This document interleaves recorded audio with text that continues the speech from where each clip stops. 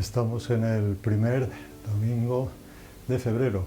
Vamos entrando cada vez más en el 2024 y esto ya tiene carrerilla hasta diciembre, el 31 de diciembre.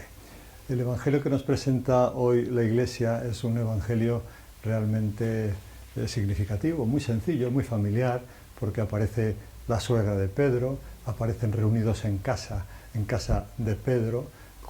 El Señor ha salido de la sinagoga con Santiago y con Juan, y va a casa de Simón y Andrés, que son hermanos, y allí le hablan. Según llega, dice el Evangelio textualmente, te vamos a ir, como siempre, cogiendo las palabras que nos muestra el Evangelio, porque esas son muy significativas para nuestra meditación. Dice que, e inmediatamente le hablaron de ella, que estaba en la cama con fiebre. La primera cosa que conseguimos nosotros aquí sacar sería que hablemos nosotros al Señor, que le hablemos a Dios de aquellas personas que sabemos que están enfermas.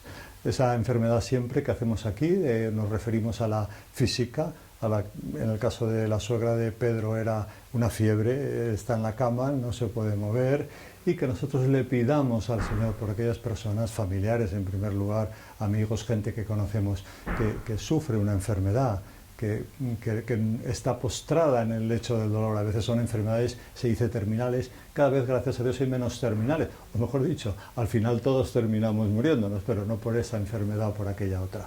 Y también después están las enfermedades del alma, que es la interpretación que le vamos a dar aquí de la mano de San Jerónimo, que nos va a interpretar esa fiebre. Ya te lo digo, dice, las fiebres del pecado, las fiebres que produce el pecado. Y por eso empieza aquí diciendo que el Señor, Él se acercó, cogió de la mano y la levantó. Son tres cosas que hace el Señor, que no ha pasado desapercibido a los santos padres ni a cualquiera que haga un rato de oración. Es Él el que se acerca siempre. Si tú no puedes porque la fiebre es muy alta, porque estás realmente imposibilitado, y me refiero por los vicios, Jerónimo dice, la fiebre son los vicios que tiene el hombre. Por ejemplo, tengo una gran fiebre de ira, tengo una gran fiebre de sensualidad, de lujuria o de pereza. La fiebre no solamente a veces es de poltronería. Todas esas fiebres nosotros tenemos que pedirle también como que el Señor toque. Dice San Jerónimo también una otra cosa interesante, dice que no le toca el oído o la frente, dice, le toca la mano, porque la mano representa que las obras aquellas que yo hago no son buenas.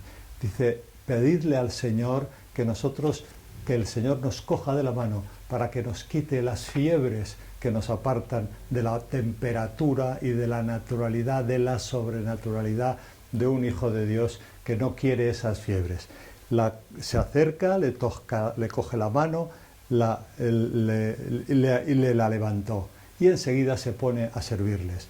Esta es la actitud, la cosa ha ido bien, porque ya empieza a servir al Señor.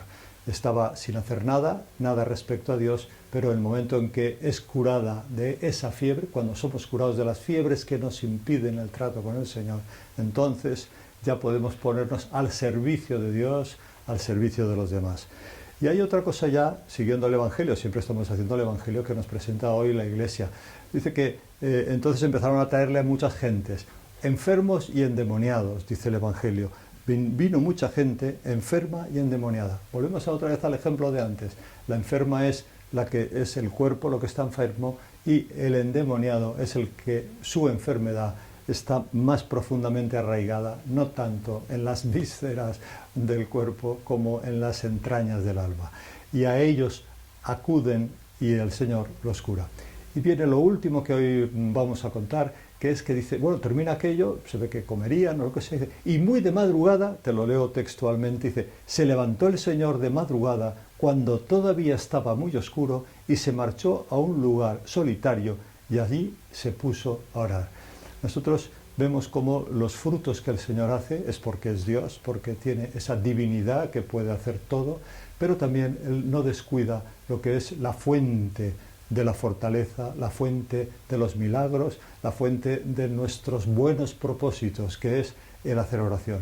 Y aunque ha habido un gran revoloteo esa tarde-noche, que seguramente se acostarían muy tarde con todo el jaleo, No obstante, muy de madrugada se levantó cuando todavía estaba oscuro, quiere subrayar el evangelista, y se marchó a un lugar solitario para allí se puso a orar. Y cuando le dice que todo el mundo le busca, dice, él contesta, vámonos a otras aldeas a predicar. De la oración siempre saldrá un deseo de evangelizar.